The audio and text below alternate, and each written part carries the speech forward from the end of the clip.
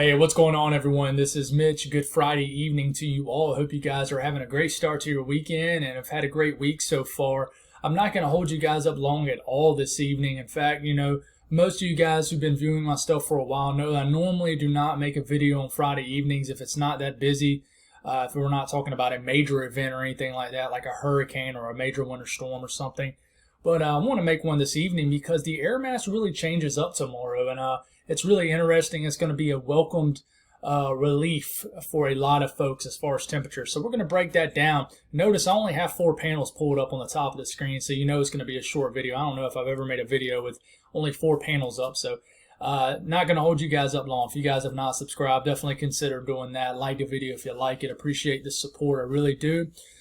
June has pretty much been about the same as May as far as growth, but we're just moving right along, getting a little bit deeper into the year, a little bit closer to fall football season, which is my favorite time of the year. But hope you guys are staying safe out there. If you guys got anything I can pray about, please put it in the comments below. It gives me an opportunity to pray over it, and it gives others an opportunity to do so too. So let's get rocking and rolling.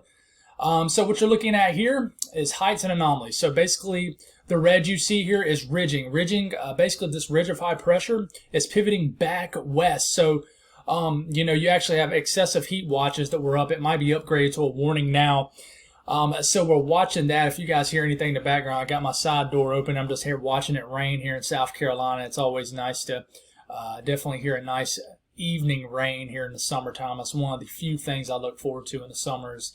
A nice evening rain. But anyways, focus on the video here. Troughing is flowing through basically the northeast as I speak right now. Drier air has moved into the Ohio Valley and will continue to do so. It'll continue to sink southward. Got to close that. It's a little too loud. It's going to continue to sink a little bit further south. And then dry air is going to begin to dominate most of the eastern U.S. Tomorrow. So this is what's going to happen. Check out this upper trough. This is a pretty strong upper trough. It's actually going to dig almost due south as we're getting into tomorrow. And then it will dig right over the northeast, right over into the off the coast of the northeast into the North Atlantic. This is going to make winds come out the north or northeast in general. And this will push dry air into the region, replace humid air with dry air. So it's going to be a welcomed feel, not necessarily a sight, but definitely a nice change of pace out there. So let's look at dew points and what this looks like on these models here. So these are not temperatures, these are dew points. So right now, and this is actually valid for the middle of the night tonight, but you already have dry air in the Ohio Valley moving through the northeast and areas of the mid-Atlantic. If you're trying to figure out what time it is, what time we are at with each panel we go through, I try to keep you guys updated as far as what hour I'm speaking on. I know sometimes I get sloppy with that. But I look at Tropical Tidbits, I look at weathermodels.com, and then I look at WeatherBell, and all of them show the time in different kind of ways. But Tropical Tidbits is pretty straight up. 2 a.m., this is for 2 a.m. Look at the dry air sinking into the eastern U.S., but look, as we get into around sunrise, the dry air is all the way down to Kentucky, through the Ohio Valley, getting into Virginia, and starting to sink into North Carolina. So it'll be kind of one of those mornings across the southeast, say Georgia, South Carolina, Alabama, where you'll wake up and it still feels humid. But by the time, check this out, by the time you're working through the morning hours, working through lunchtime, early afternoon, or around 2 p.m. tomorrow, look at this dry air starting to move through Tennessee, and you notice it's not really a widespread cold front where you got all the dry air coming in from the east. This is sinking in directly from the north, and that is because the upper trough is only really pivoting through the northeast. It's not a wholesale front that's going to move through and really swoosh the atmosphere from humid to dry. It's only hitting certain areas. So we're getting into late afternoon, early evening time frame, around lunchtime. If you're out there grilling out, you're going to notice a stout difference in the atmosphere, say in Georgia, the Carolinas.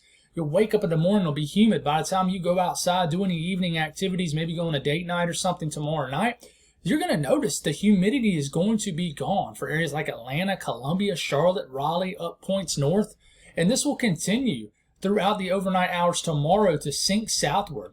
And I'm not just talking about dry air as dew points in the 50s.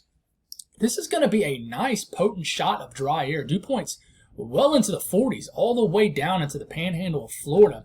So a nice shot of dry air. So Sunday is going to feel absolutely wonderful for the entire eastern U.S. unless you're in Florida where you hang on to that real big-time tropical air this time of the year. But I tell you what, as we're getting into about midday Sunday, look at this dry air mass, dew points in the 40s, 30s, 20s, and just a nice, quick pattern change. And when I say quick, like literally 48 to 72 hours at most, before another big-time heat wave moves into early next week, and we'll talk about that a little bit later into the week, but the ridging will shift back east. We look at the NAM. As far as temperatures, I know you're thinking, well, I know about the dry air, the humid air. What does this look like as far as temperatures? Well, I'll stop it here. This is around, let's back it up a little bit. This is, and we're looking at the NAM. This is tomorrow morning. You're waking up in the 70s. In fact, it doesn't even get below 70. I mean, it doesn't even get below 80 hardly here in the Gulf states and the Gulf Coast down here. But look up here in the Ohio Valley. Your lows might drop down to the 40s outside of the city areas and town limits here out in the country regions of Ohio and the Ohio Valley just in general. So you're gonna wake up and actually might need a light jacket or something. But then as we're getting into, tomorrow for highs, the heat builds again, so it's going to be quite warm, especially where areas where the trough has not really moved through. When I say trough, I mean cold front. I'm sorry, I need to reiterate that a little bit better. Anytime I say trough, I mean cold front. It's just a weather nerd in me talking, I guess. But you notice, these are around high temperatures in the Ohio Valley tomorrow. Only the 70s, even 60s for certain areas. I'm going to talk about the Northeast too. But then as we're getting into overnight, tomorrow night into Sunday morning, these are low temperatures, all the way into the 50s down into North Alabama. And that's not completely unheard of for mid to late June, but it's definitely uncommon. And you got low 60s all the way into South Carolina, even some upper 50s sneaking into the upstate. Charlotte, for example, could get down to the upper 50s, Raleigh. And then points north will be even cooler, and the mountains could get downright chilly. So if you got a mountain trip and you're waking up Sunday morning, it's going to be quite chilly, especially if you're staying up higher in elevation, anywhere in the southern Appalachian Mountains all the way north. So it's going to be nice, but then you look, say Sunday for high temperatures, it starts to warm up somewhat. But I mean, this is nice, only in the low 80s, all the way down to South Carolina, 70s for highs in North Carolina, Virginia.